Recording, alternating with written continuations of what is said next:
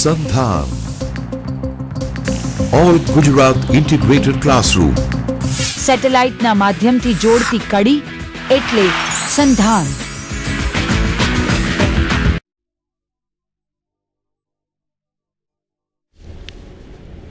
Dear friends, welcome to another one-act play, The Dear Departed. Once again I thank all Gujarat Integrated Classroom concept that Agic has adopted, due to which our approach has been made possible. In the first phase, we saw the play The Bishop's Candlesticks, and now we are going to have an idea of what the play The Dear Departed is about. As I began earlier, I would like to repeat that the petals of flowers would be unfolded one after the other before us in the form of the Creator, whose creation we are going to look into, the characters, the plot, the dialogues, the settings, then thematic discussions, style, and then lastly we shall have the video of this play The Dear Departed. So I am glad to begin with the first phase, the first stage, the writer. This play is written by William Stanley Houghton, who was born on 22nd February 1811 at Aston upon Mersey, Cheshire, England, and died on 11th December 1913 at Manchester at an early age of 32 only, due to meningitis. His father, John Hartley Houghton, was a cotton merchant in Manchester. Stanley studied at Manchester Grammar School and Bowdoin College. He started working full-time in his father's office and continued to do this until 1912, before the death of writer in 1913. During this time, he was a non-professional writer and an actor. He was also an unpaid drama critic for the Manchester City News and Manchester Guardian. He also wrote many unpublished plays. He was the honorary secretary at the Manchester Dramatic Society and frequently gave his services as a producer. This play, The Dear Departed, was first performed at the Gaiety Theatre, Manchester on 2nd November 1908. It is based on the famous story by Guy de Maupassant, the French writer. He was influenced by Norwegian dramatist Henrik Ibsen. The Doll's House fame includes The Dear Departed, produced in 1908, The Younger Generation 1910, 2 years later, and the best known Hindle Wakes 1912. In every play, he sought to present an idea. He had a remarkable gift for dialogue that is evident in The Dear Departed, and we shall see this. The Dear Departed was first produced in Manchester. Here Houghton satirizes the degeneration and degradation of moral values in the British middle class. In trying to grab the things belonging to grandfather, children completely disregard modesty, decency, and filial obligations. The materialistic attitudes of Mrs. Slater and Mrs. Jordan come in for bitter criticism. This story, enacted in middle class drawing room, is narrated in natural dialogues. The characters of this play are two sisters, Amelia and Elizabeth. Amelia had wedded to Henry Slater, so she is Mrs. Slater, and Elizabeth had married to Ben Jordan, so she is Mrs. Jordan. Amelia had a daughter, Victoria or Vicky, 10 years old, and Elizabeth had a son, Jimmy. Their father's name is Abel Merriweather, aged 72, who is the central character of this play. The playwright of The Dear Departed tries to bring out the qualities of two daughters, Mrs. Slater and Mrs. Jordan, towards their father. He tries to show how the sisters are interested in the property of their father rather than to show true care and affection to him. This is a satirical play.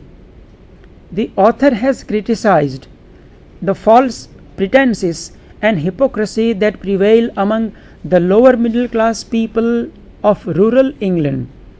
So we should remember the setting, the locale, and the community to which the play or the characters belongs to. Mrs. Slater, that is Amelia, and Mrs. Jordan, that is Elizabeth, are two sisters. Their husbands are Henry Slater and Ben Jordan. Mrs. Slater has a young girl of 10, Victoria. The father of the two sisters, Abel Merriweather, lives with Mrs. Slater when the play begins. He is an old man of about 72. The curtain opens into the sitting room of a small house belonging to the Slaters. The house is in a lower middle class district of English provincial town. It has cheap furniture. A table is laid for tea. On the sideboard, we find copies of an evening paper, Titbits, a newspaper, magazine, Pearson's Weekly. Mrs. Slater is busy laying the table. She is expecting the arrival of her sister and her brother-in-law. She has sent a telegram of their father's death and is now waiting for them. She shouts and calls Victoria, who is playing in the street.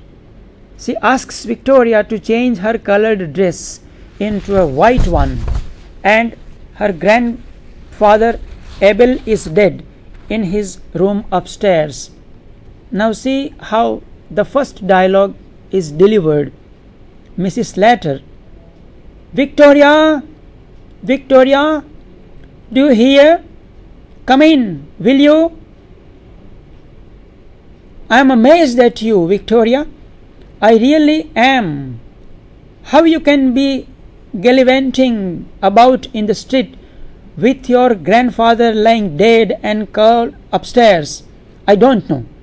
Be off now and change your dresses before your Aunt Elizabeth and Uncle Ben come. It would never do for them to find you in colors. I unquote. It is on page number 151. Soon, Henry Slater returns home. He is a timid fellow and is ruled by his overbearing wife. He is wearing black dress. He has a food parcel which he has bought from the market.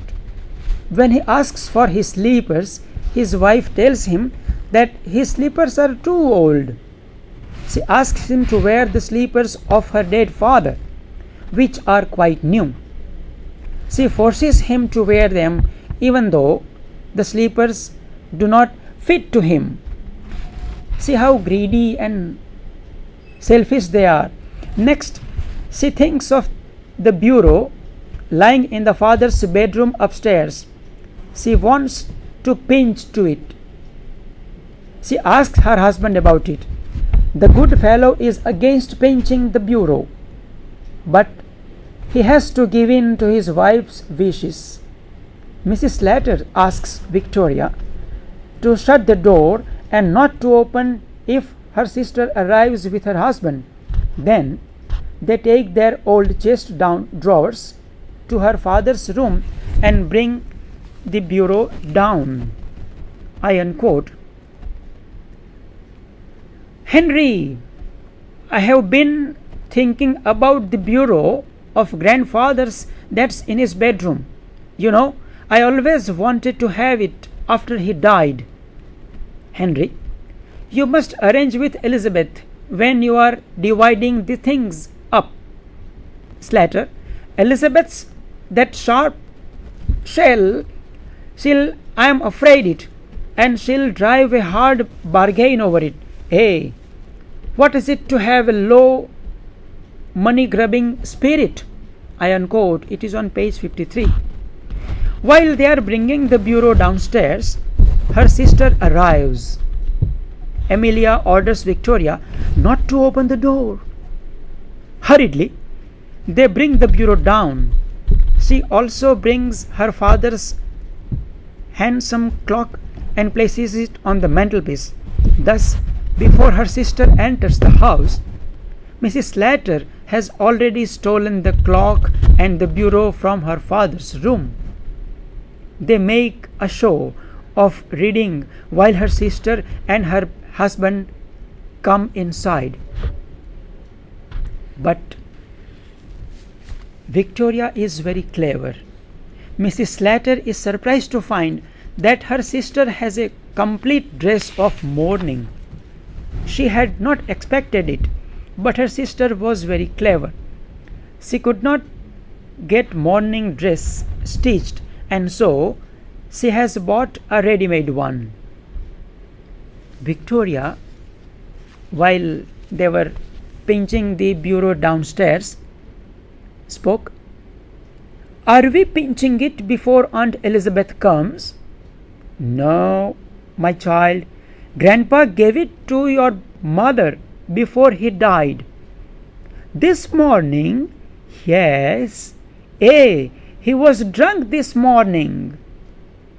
But she hushed him and said, do not disclose the secret. I unquote. After the initial courtesies are over, the two sisters begin to talk about their dead father. They had quarreled because of him. Neither of them wanted to keep the old man in her house. Mrs. Jordan unwillingly kept him for nearly 5 years. Then she sent him away to Mrs. Slaughter's. Mrs. Slater did not like it. She found the old man a great burden. The two sisters are not much grieved about the death of their father. They are more worried about other worldly matters. They criticized the old man because they think he drank too much. They are eager to know whether he paid his last premium. Mrs. Slater sheds a few drops of tears and then settles down to the business of dividing his property. Mrs. Jordan is not very eager to see her dead father. She prefers to have tea first. They think of putting an advertisement obituary in the paper about their father's death. The two sisters and their husband deliberate over different ways in which the advertisement can be written. They worry about the poetry of the advertisement. Shamelessly, they confess that they are not much worried about the wordings of the advertisement. The advertisement, they say, is only for the look of the thing. Mrs. Slater thinks that if they print a long poetry on the father's death, it would cost them much. I quote here,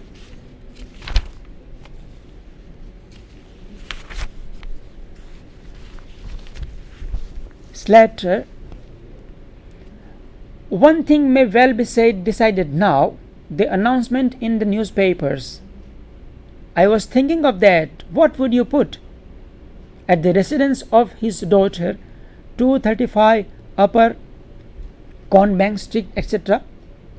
Henry, you wouldn't care for a bit of poetry? I like never forgotten. These words should be printed. Henry, yes, but it's rather soon for that. Ben, you couldn't very well have forgotten him a day after. I always fancy a loving husband, a kind father, and a faithful friend. Ben, do you think that's right? I don't think it matters whether it is right or not. Mrs. Jordan, no, it's more for the look of the thing which we referred earlier. They are not interested in giving this obituary note in the newspapers only to give or pay a homage to a dead father. Mrs. Jordan then proposes that they must first have a tea and then they may prepare a list of all things their father owned. She tells her sister that her father has promised to his gold watch to her son Jimmy. She adds that her father was very fond of her Jimmy. Mrs. Slater is shocked to hear this. She does not like it at all. She always never knew about her father gifting away his gold watch to Jimmy. I quote, you want the whole poem? No, there is no jewelry or valuable of that sort except this gold watch. He promised that to my Jimmy. Promised your Jimmy? I never heard of that. Oh, but he died, Amelia. When he was living with us, he was very fond of Jimmy. I don't know. Ben Jordan wishes to know about the premium.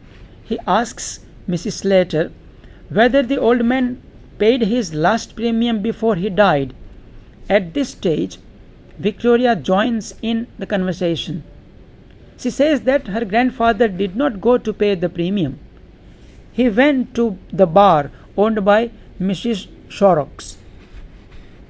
The sisters learn that their father did not pay the last premium. They get so angry that they began to abuse him. Mrs. Slater feels that he has swindled her. She asks Victoria to run up to the grandfather's room and fetch the bunch of keys. She wants to find out whether the receipt of the last premium is in the bureau. Her sister is surprised to see the beautiful bureau downstairs. She asks whether her sister purchased it recently. Mrs. Slater is confused. At last, she says that she bought it in an auction. Meanwhile, Victoria runs from upstairs. She is scared. She tells that her grandfather is getting up. Everyone is shocked. Mrs. Jordan thinks the girl has gone crazy. Mrs. Slater repeats that her father is dead, and again Victoria says that firmly she saw him getting up from the bed. I quote because this is interesting. Victoria came downstairs crying, "Mother, mother!" "What is it, child? Grandpa is getting up." "What? What do you say? Grandpa is getting up?" "The child is crazy." "Don't talk so silly. Don't you know your grandpa is dead?" No, he is getting up. I saw him." While everyone stands completely stupefied, the door opens and the old man enters the room. the climax. The person who was believed to be dead now comes alive before their eyes. He is Abel Merriweather, the father of Mrs. Slater and Mrs. Jordan. Ben Jordan and his wife are afraid. Mrs. Slater pokes him with a finger and finds that he is very much alive. This is also very funny. When Mrs. Slater pokes her finger, he exclaims, I quote, "Of course, it's me, Abel. Don't do that, Amelia. What the devil do you mean by this tomfoolery, by this foolish behavior?" Mrs. Slater, "He is not dead. Doesn't seem like it. You have kept away long enough, Lizzie, and now you have come. You don't seem overpleased to see me." Abel Merriweather is irritated because he finds that his daughters and their husbands do not appear to be happy in his company. Then he inquires about the new sleepers, which he finds are worn by Henry Slater. Mrs. Slater snatches the sleepers from her husband and gives them to her father. Mrs. Jordan remarks to her husband that it is really very indelicate of her sister's husband to step into a dead man's shoes in such haste. The old man is rather hard of hearing, and at first he does not understand what the others are talking about. But soon he realizes that they are all talking about his death. But he was not dead. Mrs. Jordan tells him that Mrs. Slater and her husband stole into his room like thieves and pinched his bureau and his clock. He says that she will not allow her sister to rob him. Mrs. Slater feels she is cornered. She begins to cry. The old man rebukes her for stealing her things. Then he tells them both about his new will. He says that he will leave all his things to the daughter with whom he is living at the time of his death. I quote from the text on, "I've been lying down for a bit." "Been to sleep, grandfather?" "No, I have not been to sleep." "Oh, I can't exactly call everything to my mind, but I remember I was a bit dazed, like I couldn't move an inch, hand or foot." Ben, "And could you see and hear Mr. Merriweather?" "Yes, but I don't remember seeing anything particular." "Of course not, Grandpa. It was all your fancy. You must have been asleep." "I tell you I wasn't asleep, Melia. Damn it, I ought to know." "Henry, didn't you see Amelia come into room? Now let me think." "I wouldn't praise him, Elizabeth. Don't praise him." Formerly, the two sisters fought over keeping the old man with them. None of them wanted to have the old man now, but both vie with each other and asked the old man to live with them because he was going to make a will, which we referred earlier. Mrs. Slater has been exposed by her sister, so now it is her turn to expose her sister. She tells her father that Mrs. Jordan did not wish to keep him. They quarrel about this problem. Finally, Mrs. Jordan was successful in sending away her father to her sister's place. The old man finds that both his girls are equally selfish. Both have treated him badly. They have not got any love for him.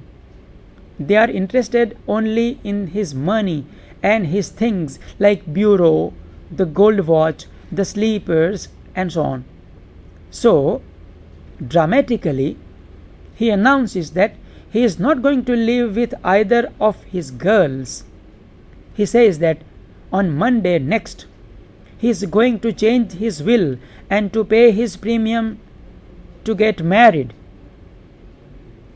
The two sisters and their husbands are at a loss.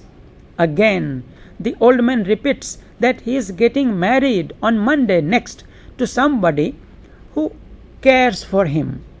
He invites them to the church of St. Philip on Monday, where he is to marry Mrs. Shorrocks.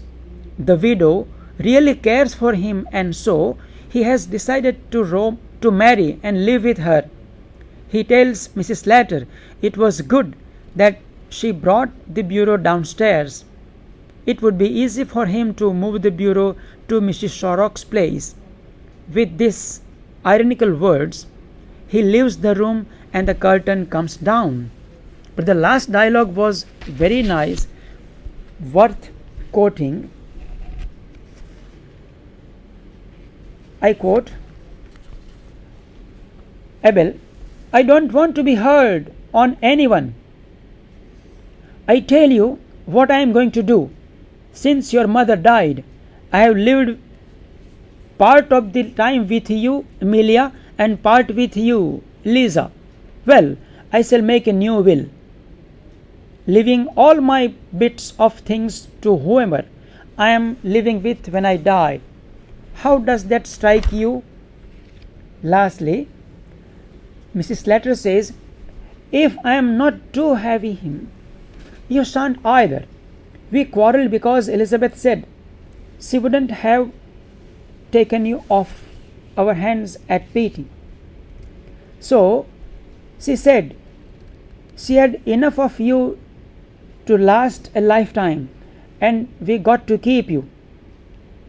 It seems to me that neither of you has any cause to feel proud about the way you have treated me. Since you don't want me, I'll go to someone that does.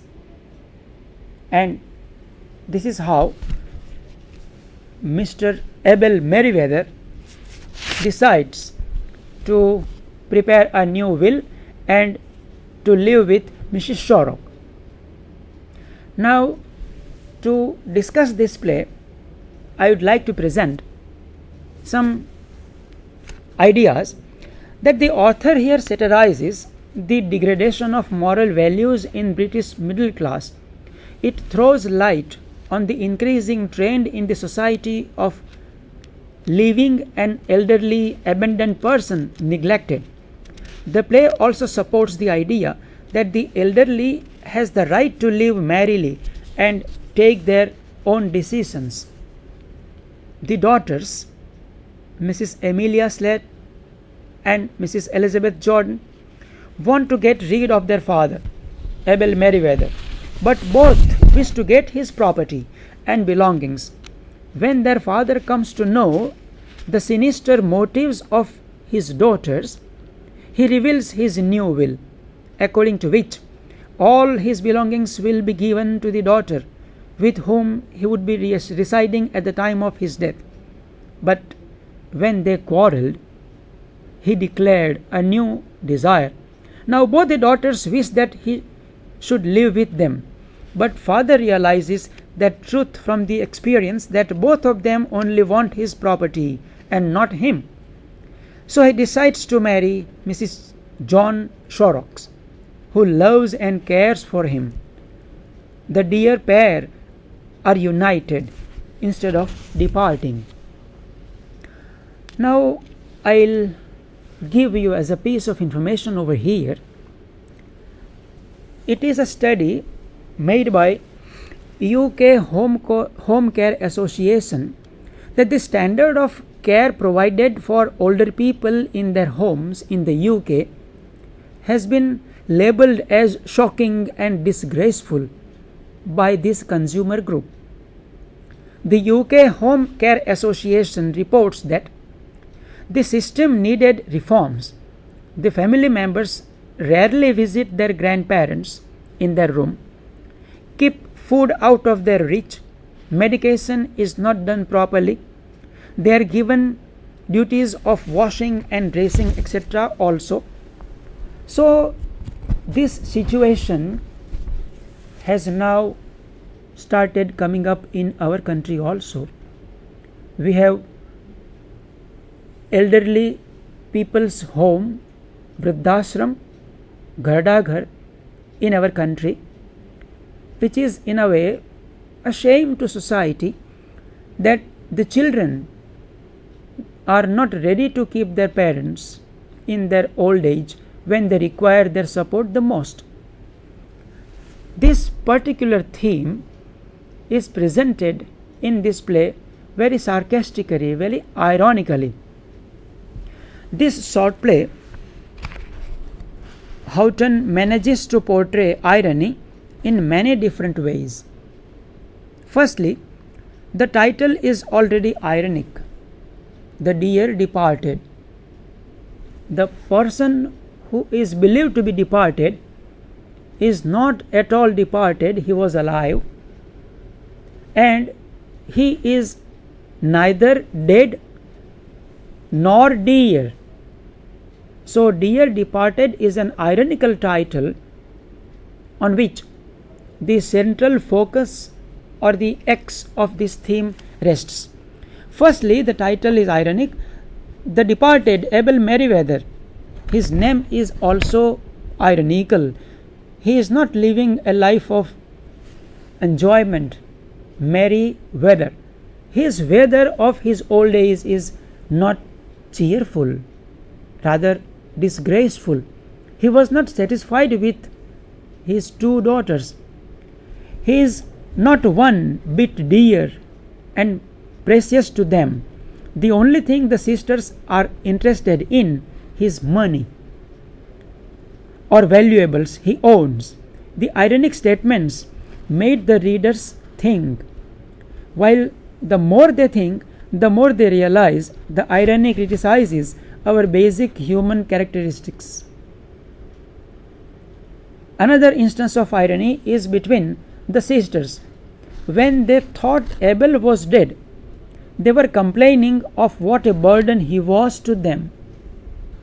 The moment Abel mentions his new will, in which he will leave everything to the person he is living with when he dies, they both fight for him to live with them.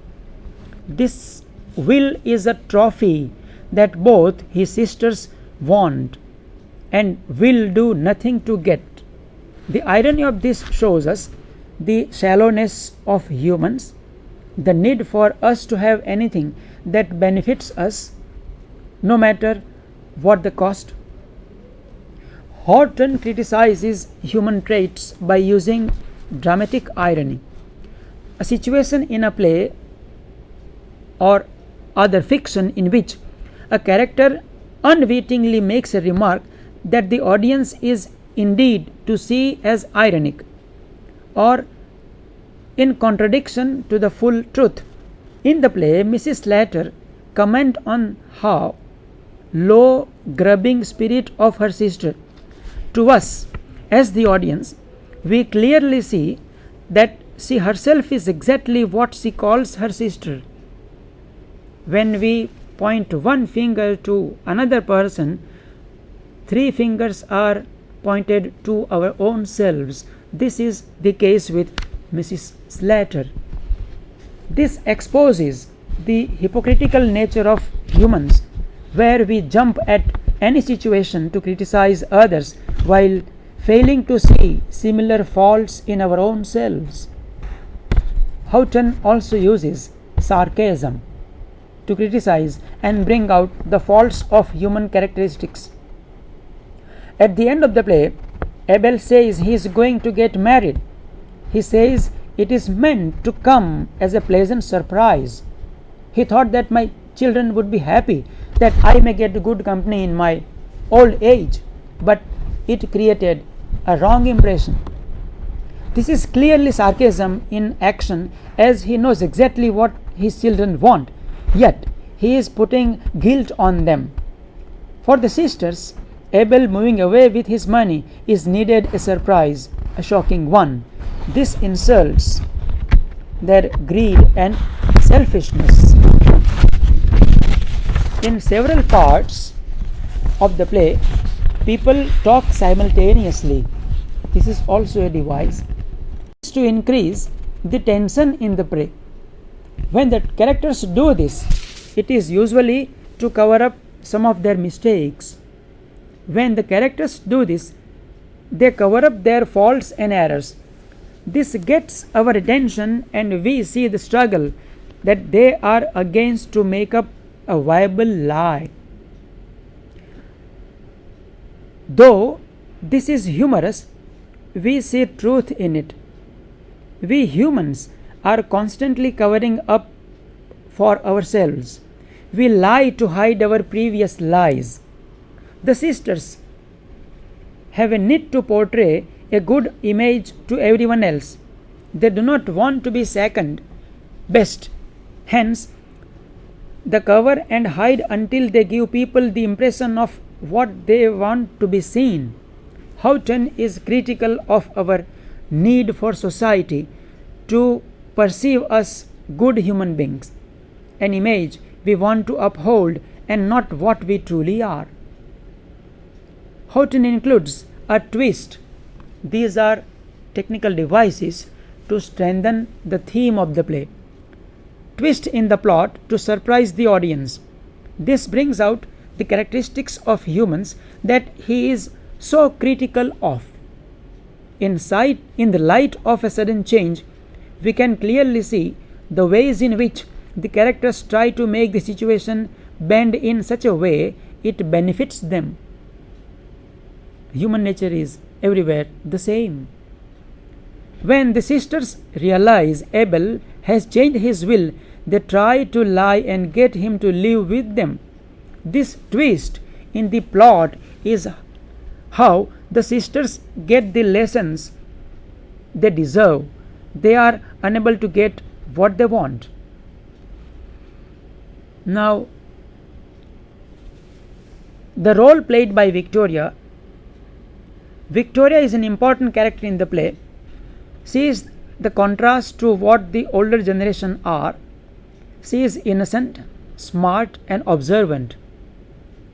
When she went upstairs, she found Grandpa was getting up, and her reaction to that was not acceptable to the elderly persons who are downstairs. She is smart enough to understand what the parents plan to steal away the grandfather's property. She is contrast to the older generation, innocent, smart, and observant. This is seen when she questions her father about pinching the bureau. She sees what the other people block out. Her roles as a foil is very important in a way in which Houghton criticizes human traits. Victoria is a foil. Her contrast to the others brings out the bad characteristics in others. She has genuine affection and love for grandfather. She spoils everything the others have tried to do by saying, "I am so glad you are not dead, Abel." The grandchildren are always loved by grandparents. This depicts a clear contrast between love and heartlessness. Now, what role did she play in the drama? If we look into it, I was to take up at last, but when her reference is there before us, we may look into it.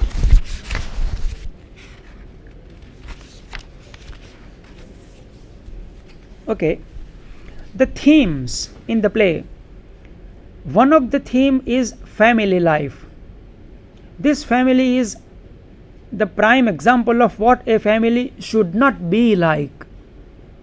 Sometimes the dramatists or the playwrights, novelists presents such a thing in such a manner that we do not accept it, and there lies his message, that don't accept this model which I have presented before you. Same is the case with this theme, that family relationship should not be like this. There is no love, only cold-heartedness and bitter resentment. Another theme is greed. Greed is one of the 7 deadly sins. Being greedy deserves a bad ending. Houghton is critical of humans and their lack of concern to anything or anyone other than themselves. We are very much self-centered. We don't think of others. Even don't think of our elderly parents. How would they feel? What would they do? We hardly care about these things. With the cleverly use of sarcasm, irony, themes, and twists, Houghton effectively criticizes human characteristics. He is able to convey a message of love and family values. He is able to tell us that we have to love to be happy. If we want to be happy, we should love each other in family. No one is able to live in a life of coldness, selfishness, and heartlessness.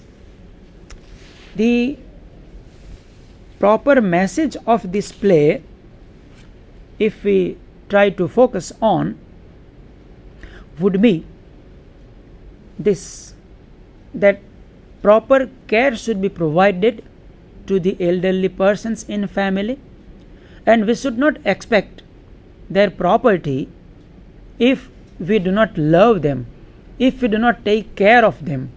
Therefore, I would like to begin with the characters, as we say, or let us focus on the theme of Dear Departed, middle class morality and the scale of values. Author Stanley Houghton in this play exposes the hypocrisy and insincerity that exists among the lower middle class people of rural England. Abel Merriweather is an old man who has crossed 70. He lives with his daughter Amelia and her husband Henry Slater when the play begins. He has another daughter, Elizabeth, who is married to Ben Jordan. The two daughters have no love for any filial feelings for their father.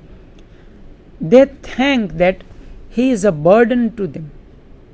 They are only interested in his property. They had quarreled on the question of keeping their father with them.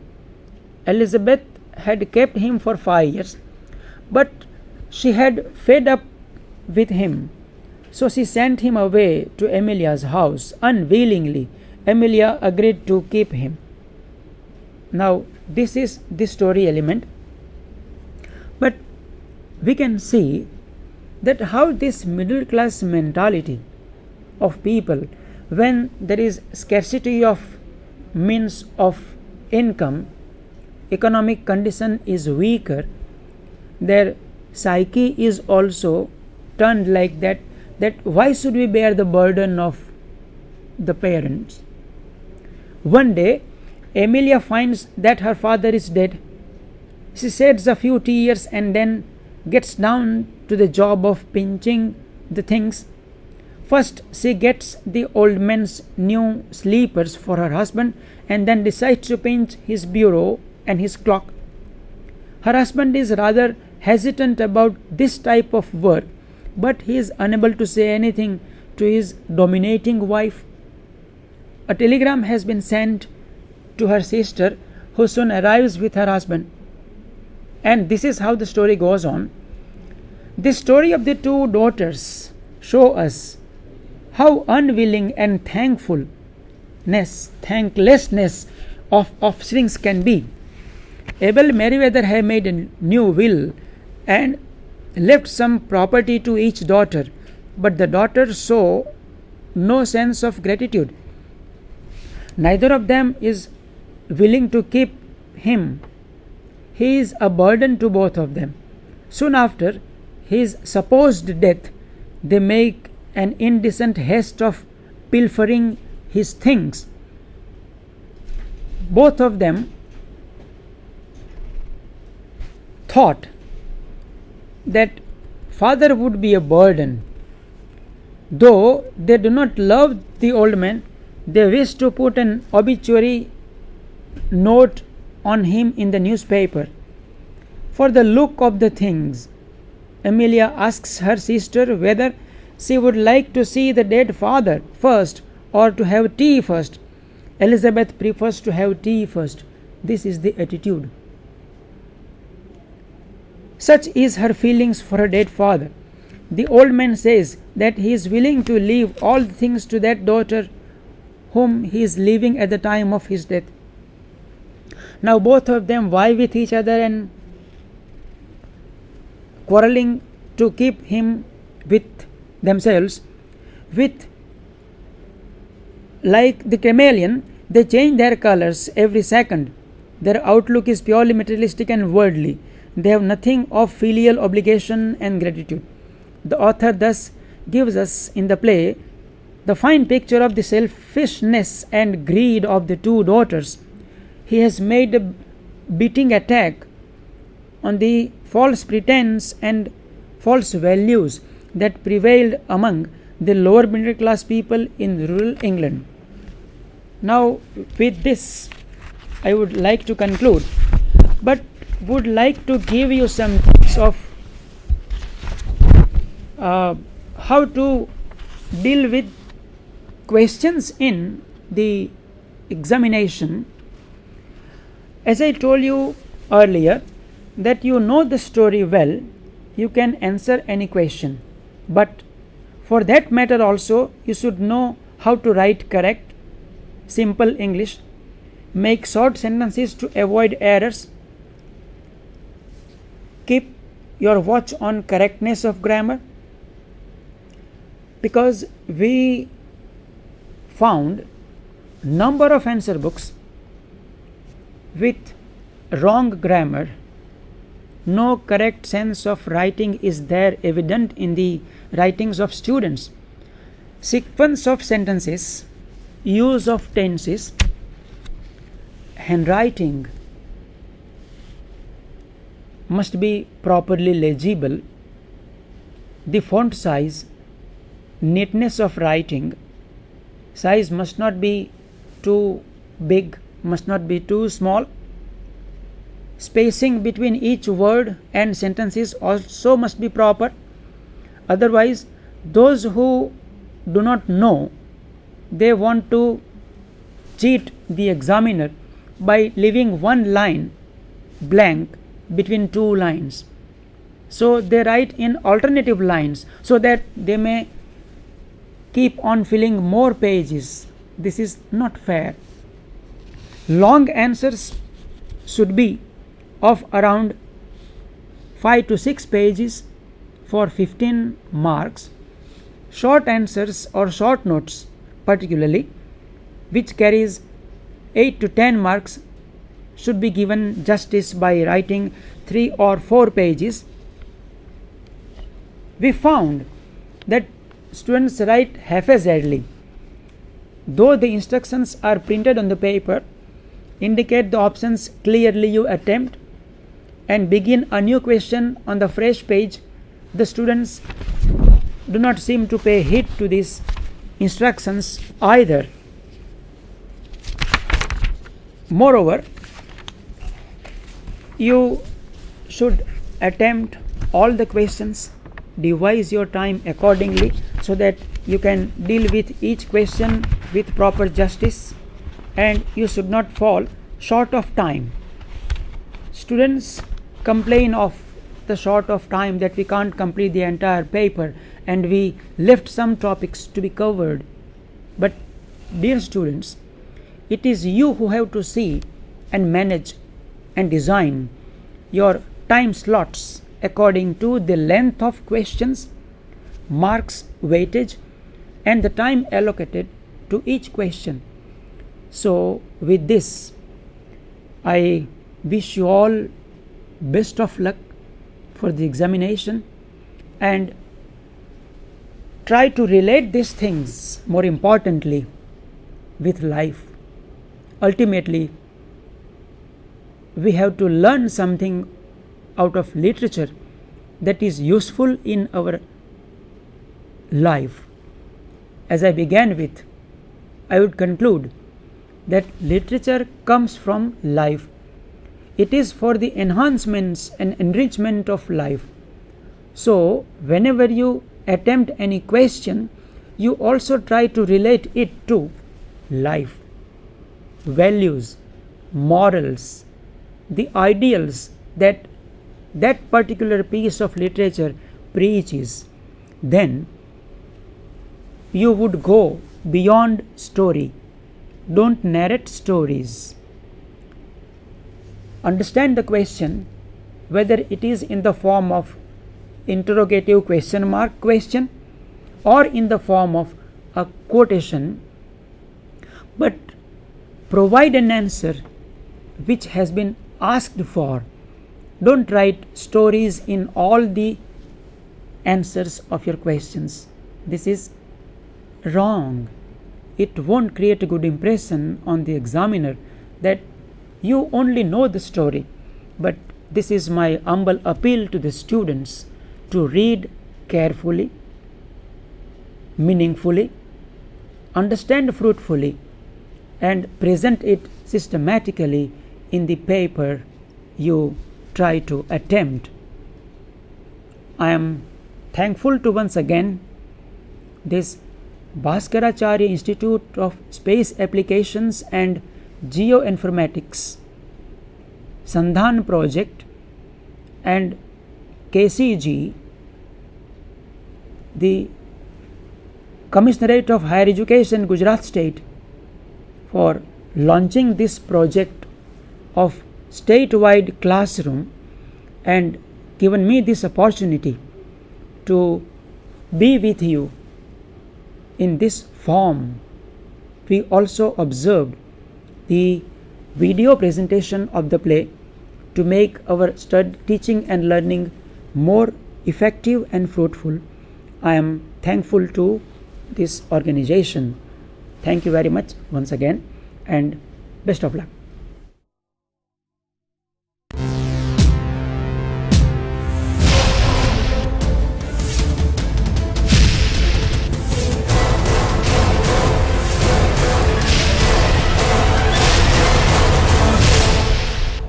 Sandhan,